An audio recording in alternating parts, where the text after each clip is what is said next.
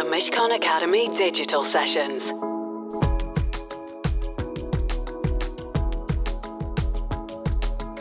Welcome everyone, and thanks so much for joining this Mishcon Academy session. It's part of a series of in-person and online events, videos and podcasts looking at the biggest issues facing businesses and individuals today. I'm Nadeem Mir, and I'm lucky enough to be hosting today's event. I also co-chair Mishcon's Race Equity Committee with the amazing Kizzy Augustine, who's sat over there. This event, I would say, is driven by Mishcon Embrace, which is our race equity network. So welcome, all of you.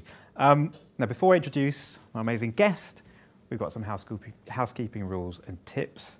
For those of you who are in the room, first, thanks so much for coming. It's good to see such a diverse crowd, and by that, the people that I've been talking about this talk will understand what I mean by diverse. It's kind of the opposite, but thank you. For those of you online, thanks for logging on. You've joined the session automatically on mute and with your cameras off. So if you want to swear and flick V's at David and I, that's absolutely fine. If you're in the room and you have a question, it might be better if you just put your hand up. But we'll see how we go. But if you are online and you have a question, I'm told you can use the Q&A function located at the bottom of your screen. And the team, or me, should hopefully pick this up. Any technical issues that you have during the event, let us know via the chat, and one of the Mishcon team will help you. So with the contractually obliged crap out of the way, we can do the welcome. So a warm wishful welcome to David. I'd like to welcome our incredible guest, David Olusoga. Now, David, apologies for mangling your name. I've tried my best. I know you're from Newcastle. My Geordie pronunciation is not very good. I'm sorry if I've got a very hard accent. Yeah, forgive me. But thanks for coming in to see us. For those of you who don't know David, which will be very few of you, he's a brilliant historian, writer, broadcaster, presenter, filmmaker who's made an incredible contribution to British society. We're privileged to have you here. There's too many achievements to list, but to sort of narrow it down to one thing which I think encapsulates it, he's recently been described as the Beyoncé of historians. So here we go. And like part of your lesser known, or linked to your lesser known Gateshead roots is your connection with Gaza. Maybe we'll come on to that later. But anyway, it's a real pleasure and a privilege to have you here. Thank you. Thank you. Lovely to be here. So David's produced a lot of works. One of the most famous is his book, Black and British. And like a good lawyer, you can see I've reviewed it and tabbed it up. There's so much material in this book. It's absolutely phenomenal. There's probably material for 10 or more Netflix and Disney Plus series. It's incredible. It's a masterpiece. Fantastic. And there's a bunch of copies at the back, so please help yourself, including the children's version. So, but it's great. The title of the book is Black and British, A Forgotten History. Reading it was clear to me that there were two elements to that. So one is the history of black people within the UK, which goes back centuries and has been erased. The other is the history of Britain's expansion overseas and engagement with black people, where the bad bits are kind of being forgotten, let's say. So the reality is, I mean, it comes across in the book that the history has to be told in all the places that Britain went to, which we'll get you to talk about. I will shut up in a minute, I promise. But if you think, the building that we're in here is called Africa House for a reason. It's not a coincidence. So I'm going to ask you, David, to take us on a bit of a journey through a couple of sections of the book, touching those two elements, like what happened here and what happened over there. But before we get on to that, there's something I want to talk to you about, something I've heard you discuss, which is this concept of pride and shame when it comes to history. You sort of described it as a way of, or what we should do is to leave pride and shame at the door of the Library of History, which I thought was really interesting. Could you expand on that for us? Yeah, I think they're juvenile emotions to go into history with. The idea that history exists to make us feel good means that our transactional relationship with history becomes one in which the only thing we want from it is a pageant of heroes and victories and glorious chapters that make us feel good. If that's what you want from history, and I think that has been the traditional relationship people have had with history in this country and others, if that's what you demand that history provides you with, you necessarily need to edit out of history everything that can't perform that function. And the reasons why I think those elements of history and many others have been airbrushed out, have been erased, pushed to the margins, or forgotten about is because they don't perform that function. Now, it was a false and incomplete form of history 70, 80 years ago when British history acted in that way. It's now just not fit for purpose. This country is now 14% non-white. And I think we sometimes forget that every mixed race family, every interracial couple is also two extended families. The number of people who aren't counted in any statistic, but if you look at their extended family, it's diverse. I mean, if you look at people's, the big photograph of the last family gathering, the christening or whatever, or the wedding, it's kind of getting rare that everybody in that picture will be of one race, of one ethnic background. The number of times I've been to literary festivals and the audience has all been white, but when I've signed books afterwards, I've discovered that daughters and sons have married and people from all over the world. Their families are very diverse. We are not a country for whom that form of history, with all of those imperial connections disconnected, just works anymore. It just doesn't function. It's not who we are anymore.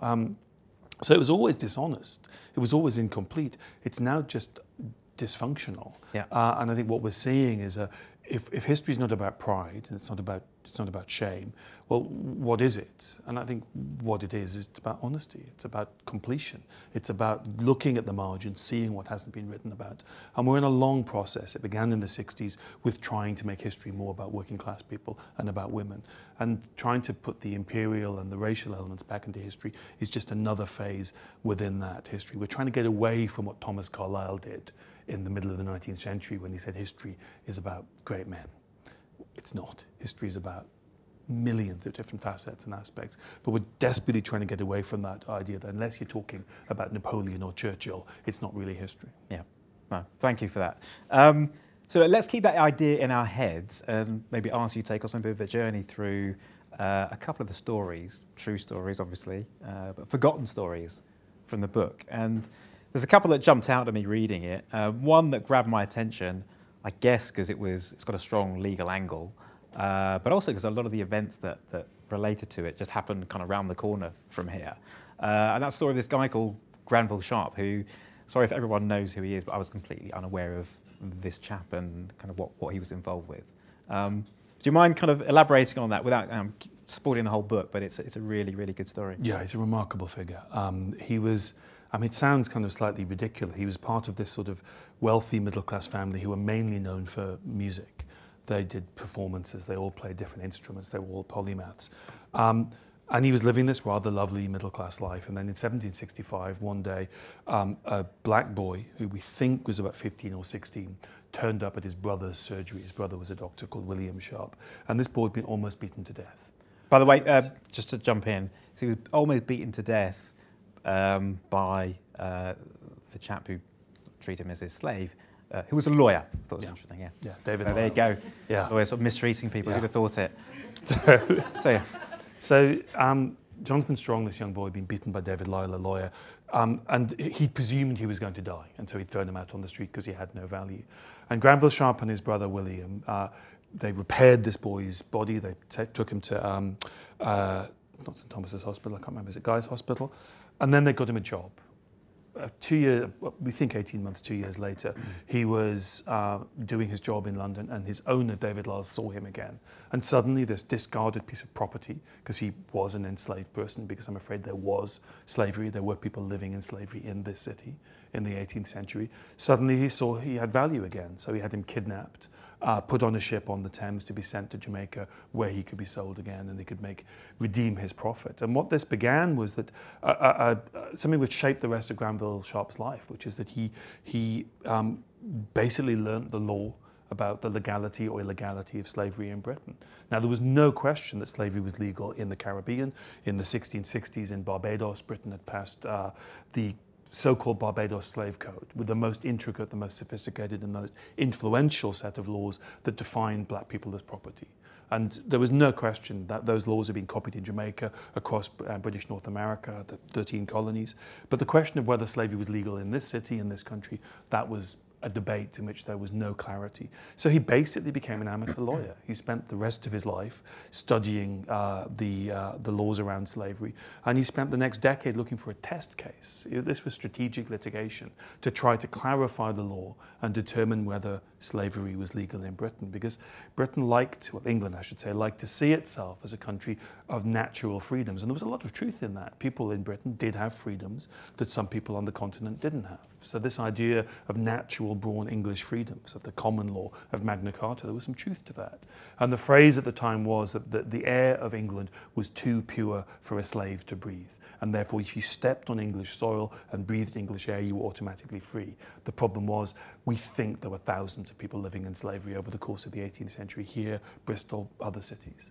So what did that really mean, that self-image of this country as a place of freedom, if you have people living in chains? And, you know, people were literally living in forms of slavery, because we have now over 900 advertisements found in British newspapers. It was about 30 when I wrote this book. It's now 900, partly because of AI and partly because of word search and the digitization of records, that are for the sale of very often children in pubs beside the docks in British cities. We have other advertisements for the return of enslaved people who have escaped, rewards for their return in this city. People walk the streets that we walk being hunted because they were Africans in this city. It's, you know, I live in Bristol, you know, we have accounts of where people hid in Bristol. I go past those streets every day. It was real, and it was happening here, and it was happening literally in this part of London, because we are very near to what was the St. Giles Rookery, one of the most infamous slums in Europe. And I'm afraid, like most historians, I live in the past. I'm going to get run over one day, because I'm always looking at the buildings, looking above the street level and thinking what used to be here. And so Granville Sharp dedicated the next 10 years to finding a test case. And in the 1770s, he found that test case, the Somerset case. And the clarification, though it wasn't that clear, very often as it is with legal judgments, that clarification on the law came out of the Somerset case, this test case that Granville Sharp pushed through. And that was really the first moment that people had used the law against slavery. And Granville Sharp and people around him then became the precursor organizations and the precursor individuals that led to the movement to abolish the slave trade, which led to the movement to abolish slavery. So the battle against slavery began with someone who became an amateur lawyer. And it was all about the law. It was the question of the legality of slavery was the battleground, not the morality of slavery, it was the legality. And so law was at the absolute center of this. And so we don't know too much about the two slaves. Jonathan Strong was brought here by a lawyer from Barbados who then beat him savagely.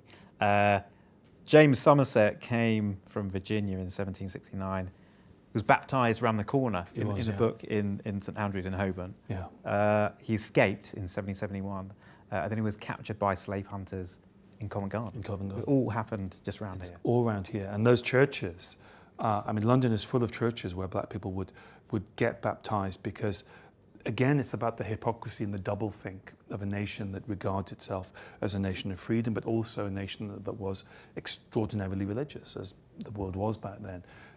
That you could have your immortal soul recognized through the act of baptism and still be human property. And they understood the tension between those two concepts. And so getting baptized was a way of affirming your humanity and challenging the rights of slave owners. So these churches in central London, they are places where people who were human property went and kneeled and were baptized in an act of kind of spiritual resistance.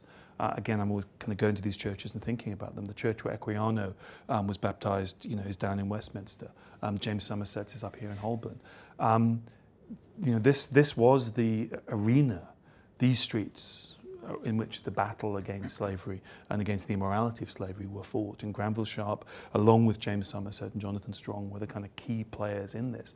The irony, and this is one of the problems of writing about this history, is we know a lot about Granville Sharp because he was loquacious, he wrote letters, he wrote diaries, he was a brilliant archivist of his own times. We know almost nothing about these young black people who were at the center of these cases. And the Somerset case, which the judgment was on the 22nd of June, which ironically is the same day the Windrush arrived 250 years later. We know very little about James Somerset or Jonathan Strong. And that's one of our problems, is that these people are talked about rather than we rarely hear their voices. Black British history is full of people who lived absolutely remarkable lives, and we have almost no record of their own voice. We see what they went through, we hear what people thought of them, but we never hear them speak. The most remarkable is Sarah Forbes Burnetta, who was a gift given by King Gezo, the slave trading king of Dahomey, to a British captain in the 1850s. She became the ward of Queen Victoria. Her daughter was the goddaughter of Queen Victoria. Her education was paid for by Queen Victoria. She was constantly at court. Her marriage in Brighton in the 1860s was a kind of globally reported event. We have not a single word of her telling us what her life was like. The only act of resistance, the only act of agency we have is that on her wedding certificate, she signed using her Yoruba name. She wrote Ania rather than the name she'd been given. So we have these people who are at the kind of forefront of these remarkable moments. A woman who was part of the household of the Queen Empress, and yet we have one moment of agency recorded in her life. No, thanks for that. I mean, it's an incredible story. There's a huge amount of detail in the book, and yeah, it's a great read. And to see kind of law at the centre of that for us, kind of law nerds, it's pretty amazing. Thanks for that, David. Let's leave London and Granville Sharp and all that stuff, and we don't need to be proud about what he did, because like, why would we? And let's fast forward like 100 years on. Take us to Jamaica, beautiful island of Jamaica. Which would, by the way, we talked about this when we were sort of prepping. There's so many opportunities for fabulous like TV series. Yeah. I hope you do get onto that. But another bit of forgotten history, which I didn't know anything about. I don't know if anyone here knows about it, whether they're Jamaican or not. But the scandal of Morant Bay, I don't know if anyone know about it. Anyone? No? Okay. Well, that's good. So you're going to learn something new. But this story is less kind of heartwarming, to the extent that the other stories were, but in the same way you don't need to feel proud about Granville. There's no need to feel any shame about this story. It's just something quite interesting that happened, but has also been completely forgotten. David, give us some insight into this one. Morant Bay. Well, just to pick up on the thing about films, yeah. I'm a producer on a drama which is being made by Stephen Knight, the great Stephen Knight of Peaky Blinders. I'm only honoured to sit in the room with Stephen Knight and hope some of his genius rubs off by some sort of process of osmosis. It's about a black boxer called Hezekiah Moscow, who we know very little about, came to London in the 1880s, and his father was killed in the Morant Bay Rebellion. And so 6 months ago in the Dominican Republic, for the first time ever, there was a dramatic reconstruction of the Morant Bay Rebellion. And that's massively significant, because to our ancestors in this country, it was one of the most important events of the 19th century. It's alongside things like Amritsar, the massacre there. It was a moment when the morality or immorality of empire was suddenly brought into a massive public debate. After the abolition of slavery, black people in Jamaica, as elsewhere, had no access to land, they had no access to credit, and a system of local democracy that excluded them from power locked them into poverty. I mean, that was the idea, to keep them as a landless labouring workforce so that they couldn't own land. The people of one province, one county of Jamaica, appealed to Queen Victoria for access to land. They wanted credit to buy land to prove that they would work, to disprove the racial stereotypes about black people being indolent. And what they got in response was, in some ways, a reinforcement of those racial stereotypes. They were told to go and work for the white landowners, for their former slave owners. Out of that sort of powder keg of racism and dismissal and poverty came a rebellion in Morant Bay in St. Thomas, one of the poorest parts of Jamaica then and now. And the response from the governor of Jamaica, Governor Eyre, was to presume that this local, very minor, though very violent, uprising was the beginning of a race war. And what he had in mind was the rebellion that had happened in Haiti at the end of the 18th century. And what followed was, in some ways, a kind of exterminatory war. he passed martial law to cover the whole of the island, and he dispatched the army to Morant Bay and to St. Thomas. And we don't know how many people were extrajudicially executed by the army. We don't know how many people, how many children, how many women, how many villages were killed or destroyed. But it was a moment when exemplary violence, when violence that was supposed to shock a population into passivity, was the order of the day. And the first reports that reached Britain were of how this man had saved the day, how the governor had seized this moment and prevented another uprising. And the other thing that influenced attitudes was this is 10 years after the so-called Indian Mutiny, where the view in Britain was if Britain had been more decisive, if the rulers of the East India Company had been more violent early on, that they could have stopped the so-called Indian Mutiny, or the First War of National Self-Determination, as it's called in India, for understandable reasons. But quickly, the level of the violence, the way the violence was indiscriminate, became known in Britain. And in some ways, it tore apart the elite of Victorian Britain. There was this huge debate in which there was those who supported Governor Eyre and those who wanted to put on trial for murder. And it's really interesting to see who fell on which side. So Thomas Carlyle, who I mentioned disparagingly earlier, I can be even more disparaging about him because he wrote a horrific essay called The Negro Question.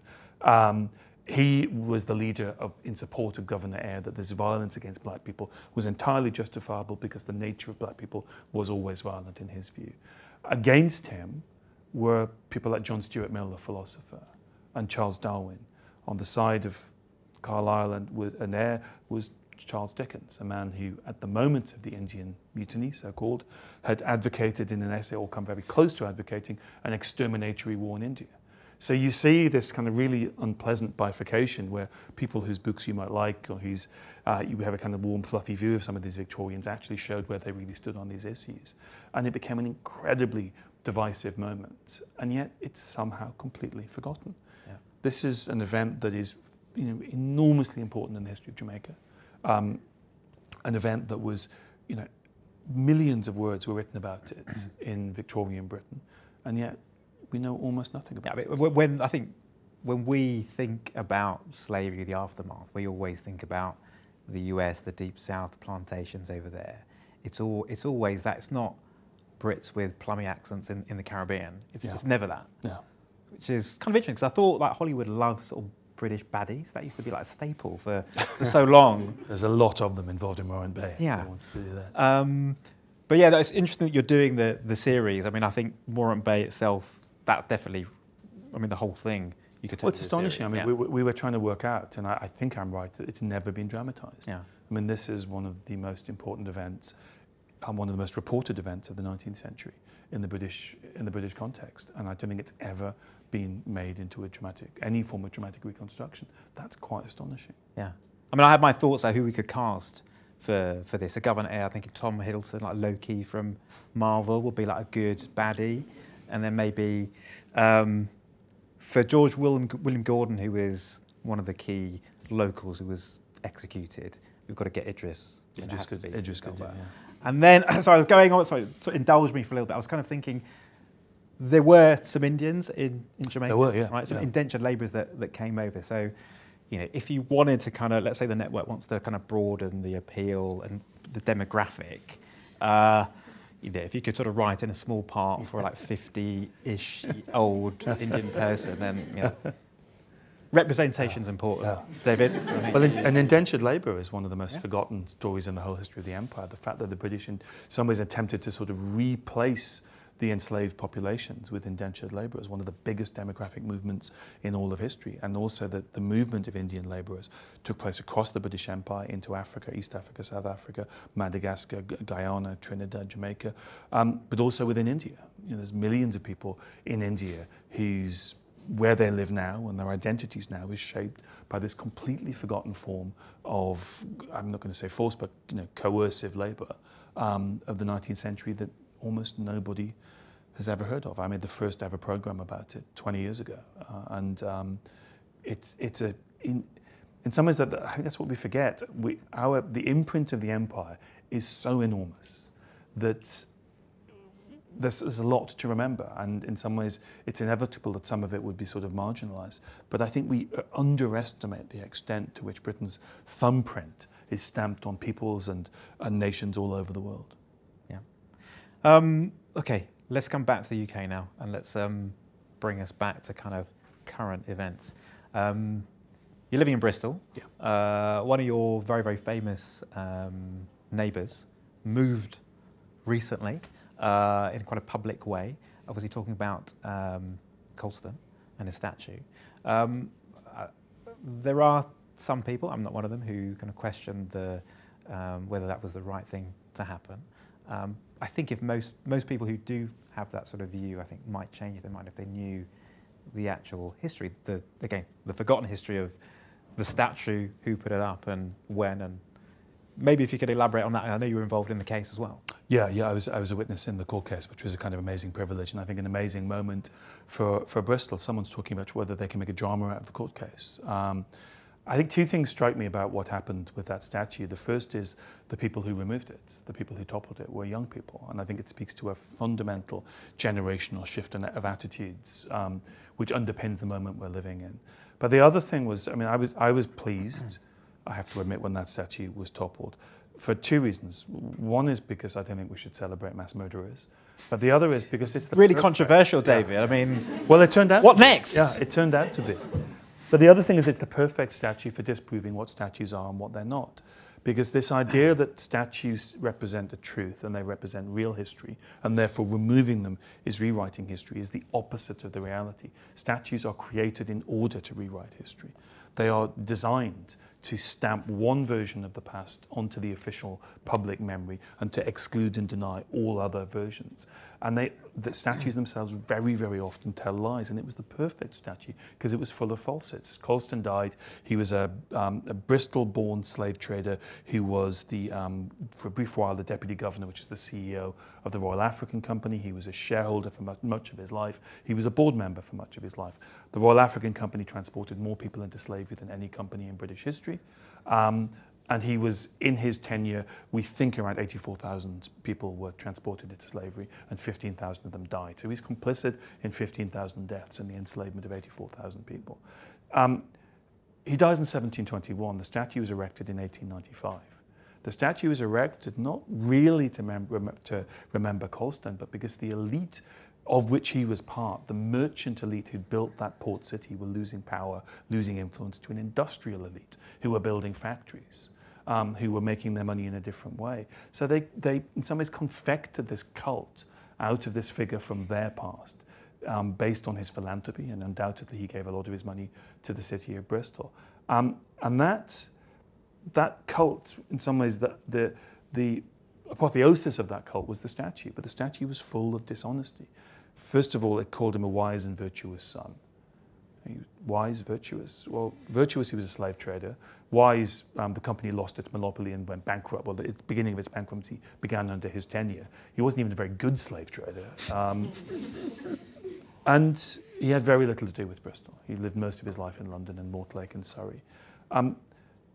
They also claimed the statue was put up by public subscription. Whenever you see that on a statue, erected by the people of wherever, it's very often not the case. I mean, how many of us have been involved in putting up a statue or been asked about a statue? Statues are put up then as now by small elites, and they choose members from their own groupings and they erect the statues in their honour. And so it was the perfect statue. It was put up by a guy called James Arrowsmith, who basically paid for it because no one else wanted to. The idea that poor people in Bristol in 1895 were putting their hand in their pockets to raise money for a slave trader they'd never heard of, who died 200 years earlier, is fantastical. So everything about the statue was perfect because it's full of lies. So the idea that it represents truth and history is demonstrably disprovable. The other thing is statues just fundamentally don't work. The idea that we remember things because of statues or place names, again, is demonstrably disprovable. We're not very far from the most important memorial landscape in this country, Trafalgar Square. Everyone knows one of the statues in Trafalgar Square. It's hard to miss. 60-metre pillar. We all know about Nelson. But there are 7 statues in Trafalgar Square. I've never met anyone who could name all 7. That's the most fundamental, the most celebrated memorial landscape in our nation, in the center of our capital. Most of us have walked past those other statues dozens, hundreds of times, and we've never taken any notice of them because statues don't work, they're boring. They just don't function. They don't allow us to remember history, and the same with place names. The examples I always love to use is there are Portobello streets and Portobello markets and Portobello roads all over Britain. I love asking audiences, tell me everything you know about the Battle of Portobello. Which year, what war, who were we fighting? People have no idea because we don't remember things through statues and place names. We remember history through books. I'd like to think through television programs, through what we're taught at school. Statues don't function. But what they do function as is a battle line in a culture war. And that's what we're living through. It's not really about statues. The idea that people in government really care about statues. And also statues are removed all the time. The biggest cull of statues came in the 20th century when the motor car came and there wasn't room for them on the roads. There's loads of statues in storage facilities all over this country and all over many countries, in basements, under tarpaulins, because there was no room for them. Or more often, people couldn't remember who that bloke was. Nobody cared. So they don't work. I remember the height of the statue debate, my friend Mary Beard, the classicist, she told me something I didn't know, which is that the Romans, who you might have noticed weren't very sentimental, they would just have such a brilliant pragmatic attitude towards statues, is that when someone fell out of favour or they couldn't remember who they were, they recycled the statue. So they would just take off the head and put the head of the new bloke on. So you could basically, if you wanted the statue on the cheap, you would just go to someone who'd have one of these statues, get your head put on it, hope it was like a buff centurion rather than a sort of like portly senator, and there's your statue for half the price. They just didn't have this sentimentality that we have about them. But Colston's still there, he's just like in a proper place, right? He's now in the museum, and statues in museums are a totally different story, because now that statue says something really honest. It's covered in cuts and grazes from its journey to the harbour. It's covered in graffiti, and the curators at the Bristol Museum have done a lot to make sure that graffiti doesn't flake off, because it's really valuable. It's like the graffiti on the pyramids. It says something and its value increases with each year. That statue now says something real. If you were going to, in 100 years' time, ask a curator for a museum, find me an object that speaks to how Britain in the early 21st century struggled with its history, you could not find a better object than Colston's statue as it is now, because it now has some honesty to it. It does speak to something real, rather than something that a bunch of 19th century elite men decided to fabricate in their own self-interest 125 years ago. Thanks. So the more observant members of the audience will notice, David, you are indeed black. That means you have to deal with things that I'm guessing most historians don't have to deal with. I mean, I know you're regularly targeted. Fortunately, today you didn't feel the need to have a bodyguard with you, but I know that you sometimes do have to. Would it be okay if we asked about that, kind of what you have to deal with and how you manage it? I think when a nation, when you were in this a moment of generational shift, when we're not just asking people to rethink history, but to rethink the function of history. And if you're somebody who was brought up with a version of Britain and the British Empire that was glorious and only glorious, it's often much easier to attack the messenger than it is to challenge and self-reflect on your relationship with history. And I think that's what we're seeing. We're seeing a backlash against historians, because what history is asking of people is a lot, is to take this thing that you think of only as self-validating and positive, and to recognize that actually it's much more complicated, much more nuanced, and a lot of it is very far from glorious and very far from comforting. And the reaction to some people is always going to be that they'd rather attack the messenger, they'd rather shoot the messenger than engage in that. And it's not just me. Satnam Sanghera, who wrote a book called Empire Land, has been suffering the same sort of vitriol. But I think the reason it's got so bad is because there are politicians who can see electoral triangulations within this battle about history. And it's worth trying to win votes by creating those divisions. And it's really interesting, because I do lots of different forms of history. One of my great failings as an historian is I've always refused to specialise. My specialisms, as much as they are the two world wars, the thing I was interested in as a teenager, slavery, empire, and colonial genocide. I don't get invited to many parties. And, you know, when I write about the First World War, no one ever says, oh, why are you talking about this terrible tragedy? You're trying to make us feel guilty. No one says, why are you talking about the Somme? You're talking about a terrible British disaster. You're talking down the country. No one says, oh, it was hundreds of years ago. Why are you still raking over the past? Every time I write about slavery, every time I write about empire, all of those things are said constantly. So it's interesting being someone who has a range of things that they write about, that it is only these issues. People talk about the history wars and the culture wars. The only histories that are the targets of these sorts of attacks are to do with empire, and particularly slavery. I was talking to Anita Ranand, who, along with William Dalrymple, runs a very, very successful podcast called Empire. And they've been on this astonishing growth. They began about 6 months ago. They've had 10 million downloads. And their growth was just thousands, tens of thousands every week. Then they started a series of podcasts about slavery, and the growth petered out because people don't want to hear about it. Because we're so used to a form of history that exists to make us feel good. And I think, you know, there's a phrase people use, you know, people accustomed to privilege, you know, anything being told that you're just normal sounds like oppression. If you only hear glorious stories, hearing something which is, you know, even remotely balanced sounds like targeting. And also because people tend to be so unworldly about the fact that this is a global phenomenon, people feel that Britain is being singled out. My first book is about colonial genocide in Namibia. My book on the First World War very heavily focuses on the racial attitudes of the French army. I'm interested in empire in general, but I'm constantly, people are saying, well, why don't you write about the Belgians of the Congo? Why don't you write about the Germans in Namibia? Because they haven't looked up to see that's exactly what I've written about. This sense, this idea that this is an unwarranted attack by people who must have some ulterior political motives. I'm told every week on social media I must hate white people when I'm obviously manifestly mixed race. So it kind of does go to this pride and shame point, doesn't it? I mean, if people can shed that, then it's much easier. But if you know, people, you know, you hear all the time, we won 2 world wars and 1 World Cup. I mean, but none of us kicked the ball, right? Exactly. Or fought in it. Yeah. But as Gary Young and others have pointed out, we say us when it's about D-Day. We never say us when it's slavery. You know, we'll say we won the war. We won't say we enslaved 3.5 million people in the North Atlantic. So it's only ever us when it's something glorious. You can't have it both ways. You can't just have that bit and not that bit. But exactly. Just don't take any of it and just look at it as history. And this is why I think pride and shame, both of them are kind of just immature emotions to go in to slavery with, to the history with. But what's really interesting is, you know, this idea of what's a mature relationship with history. The maturity, ironically, is to be found amongst the young.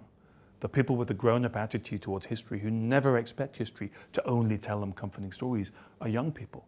So the very strange thing in this society is if you want maturity, you look at people who are teens and 20s.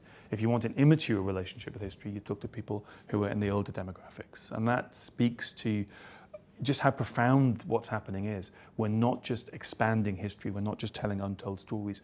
We're in a moment when what history is there for is being radically rethought. And that is, you know, for a lot of people, challenging. And, you know, telling me to go back to Africa on Twitter is a lot easier than having to deal with those things.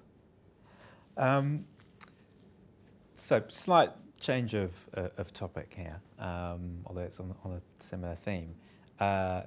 You collected an OBE earlier this year, and unquestionably to be offered an OBE is, you know, a massive recognition of your work, your contribution, your service to Britain. But for those of you who don't know, I'm sure most of you do know, OBE means Order of the British Empire.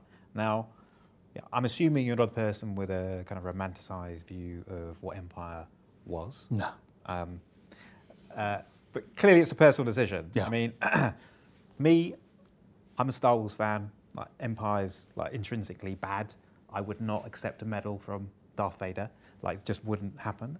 But, you know, so when you went to collect your OBE from the Death Star, or the Palace as it's known, it couldn't have been straightforward, right, for you to do that, or the thought process that took you into the Death Star. Yeah. So how did you? I mean, did you have to grapple with it, or was it fine? Yeah, absolutely. No, it's good. And what I did is I spoke to many other black people in the public eye who've had exactly the same debate. And it is what should be something lovely. It should be your nation is saying, we recognise the work you've done and we want to honour you for it. What should be a sort of lovely thing where you just kind of phone your mom and then go down the pub is this awful moment of weighing up pros and cons. And it's appalling, and it speaks to a nation that has an immature relationship with its history. The way I think about it is entirely pragmatic. I do my work as a freelance. I run a TV company, I'm setting up another TV company. I employ people, I produce my books, I do my talks, I produce my television programs, and I have to fight to make these things happen. I have to tell people, let's spend money on a history that many people hate and doing things that people don't want to do.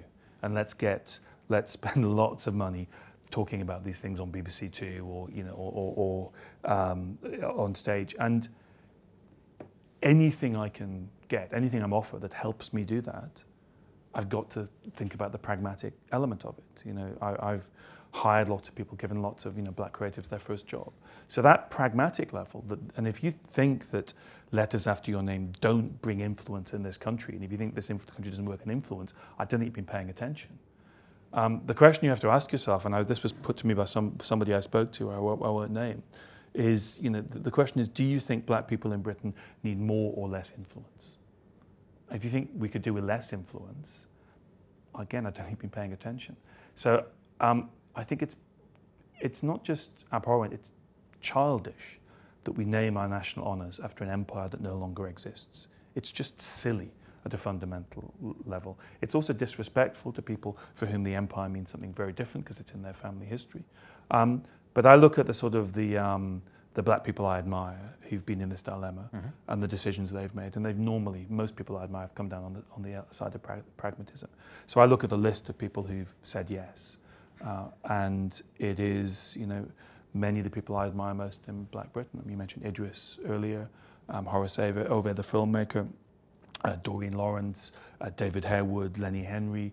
Many of the people who I think have made enormous contributions to improving the lives and access and opportunities for people of colour in this country have had to weigh up, is this thing practically more useful than saying no, which might make me feel better? Yeah. But it also kind of raises the question is, I think the left, and I'm of the left, we have a fetish about boycotts. That the way to bring about change is to say no to things, is to not turn up to things, is to say... And a friend of mine has a great phrase. He says, if you're not at the table, you're on the menu. And I think that's such a powerful phrase. It is a silly thing, and that I wrote about how just ridiculous and disrespectful it is to have a medal, a national honour named after an empire that no longer exists.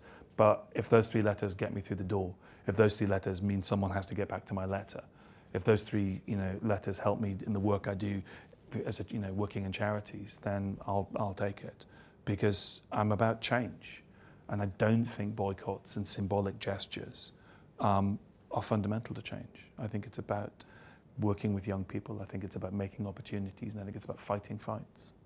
But it's clear the system needs to be modernised and decoupled. Well, what I'm told, I've been told this for a few years now, is that it will be changed, and that it was the late Queen who was resistant to changing the system. And the rumour that circulates is that it will be changed to the Order of Elizabeth, which I think would be quite nice.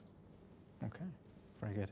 We're running short of time. I think one question, and we'll move on to questions that come through. I know you've done a lot of work with the Centre for Studies and Legacies of British Slavery. Yeah.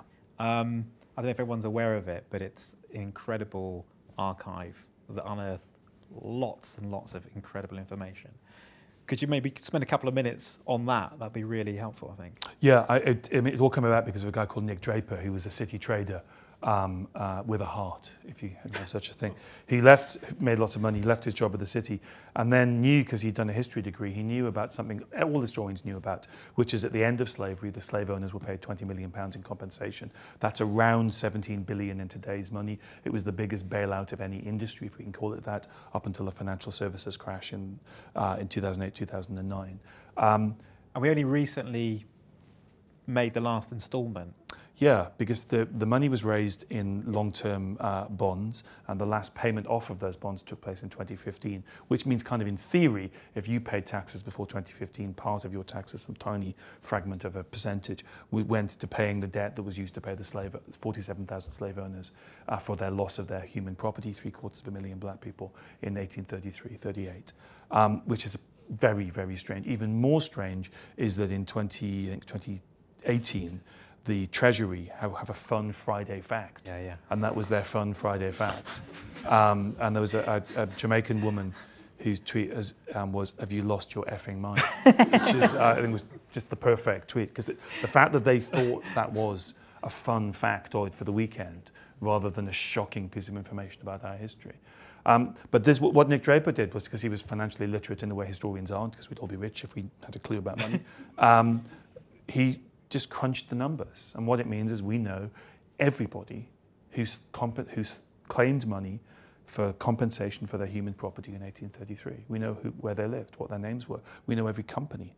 We can do a map of them where they lived.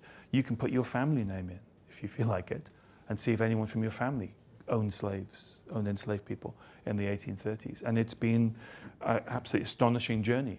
I made a TV series about it, and the website crashed because hundreds of thousands of people wanted to put their family name into this database to see if there was a familial connection to slavery. Now, there are more fun things you can do online, but hundreds of thousands of people did that.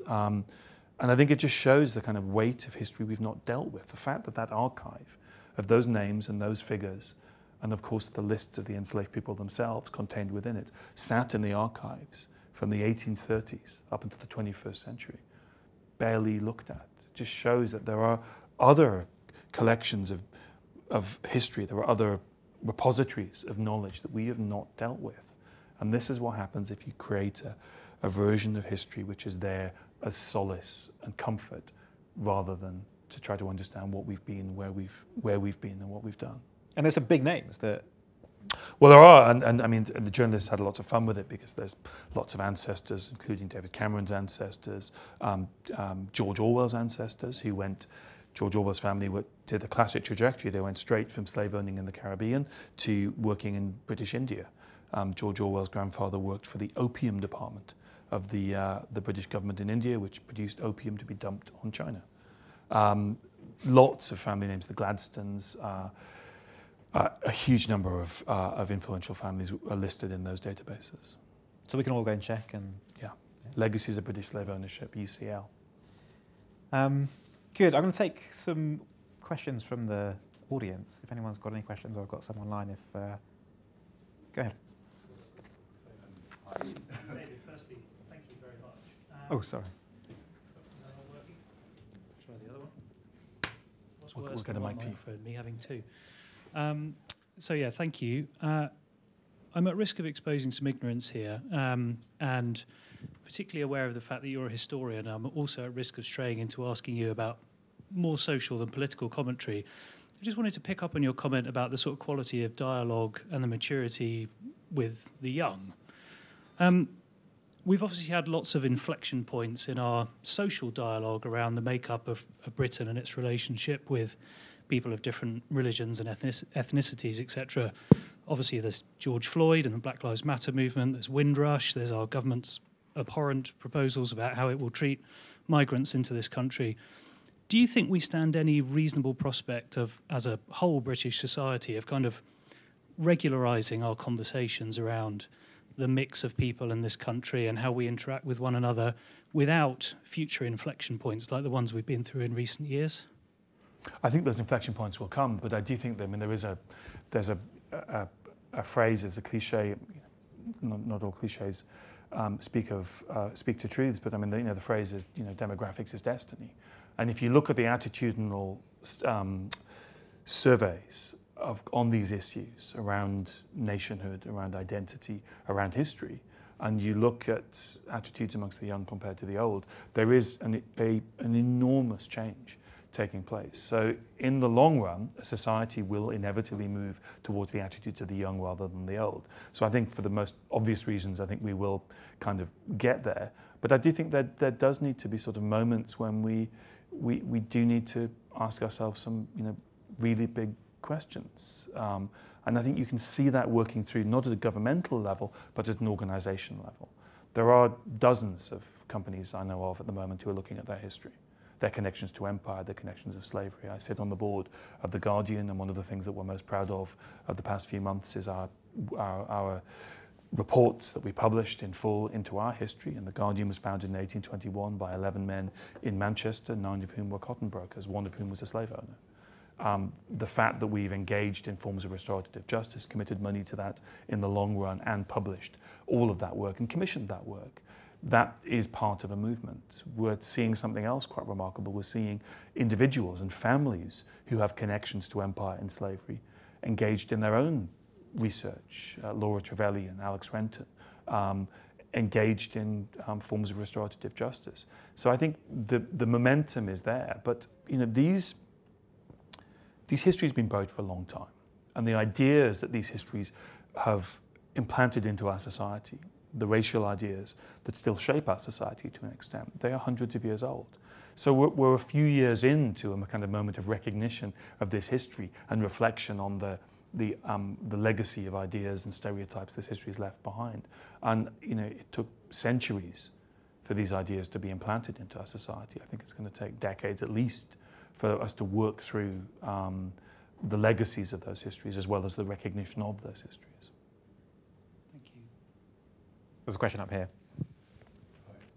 We'll just wait for the mic. Yeah, coming. Cheers. Hi. First thing I just want to say is thank you. I think you're going to help me without realising it with some PhD research. So I really appreciate that. So my research is concerned with the creation of British identity by the West Indian diaspora. And I just wondered what you thought around the idea that we often hear that the West Indians or people of Caribbean heritage felt British. So I wondered, when did indigenous British people, when did they start seeing people from the Caribbean as British? And I suppose slavery is part of it. When did they go from British property to British citizens? Well, I mean, in the minds of some people, that still hasn't happened. In the minds of some people, black people, I mean, there's lots of surveys and lots of studies. There are still people in this country who regard Britishness as a racial rather than a civic identity, who will say that black people can never be British. There's a bigger number of people who say that Englishness is a racial rather than a civic identity, and that while black people could be British, they can't be English. I think if I'd called this book Black and English, as well as it not selling in Scotland, I would have had a much, much more hostile response, because the flexibility of Britishness and identity that emerges out of the colonial project, at first in Ireland, is that it is more of an umbrella identity than Englishness. So there are still people who don't believe that black people can be English. And I think that idea that black people's claim to a British identity is not fully recognised. I think you can see that in the Windrush scandal.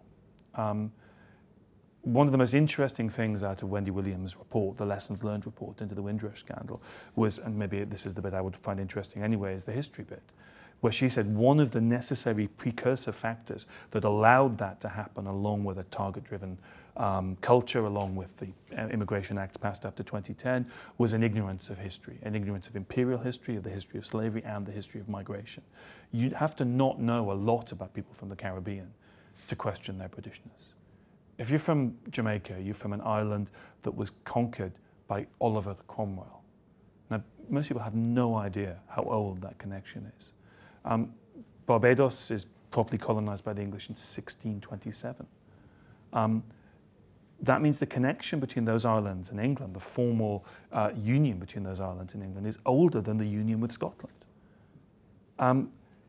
You have to really, really be ignorant of British imperial history to not understand who these people are who are sitting in front of you at somewhere like Luna House, the Home Office facility in Croydon, and yet that ignorance was an absolute fundamental part of the Windrush scandal. So I still think, for racial reasons, because of the reasons of ignorance of history, that there is a sense of black citizenship being a sort of tolerated citizenship, permitted rather than explicit and unchallengeable.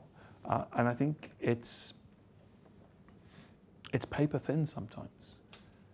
It's like this is the subject of the James Gray's new play, but that moment when 3 black players missed penalties, I mean, every black person in Britain knew what was going to happen instantly, because it was fair weather Britishness.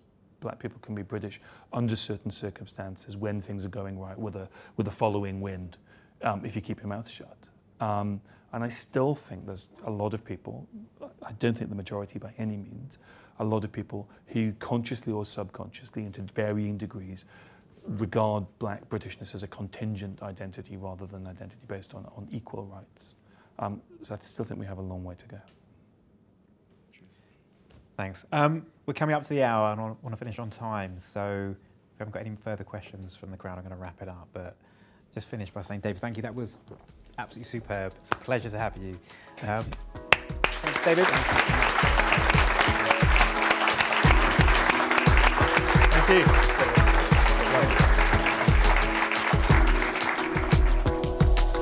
The Mishcon Academy Digital Sessions. To access advice for businesses that is regularly updated, please visit mishcon.com.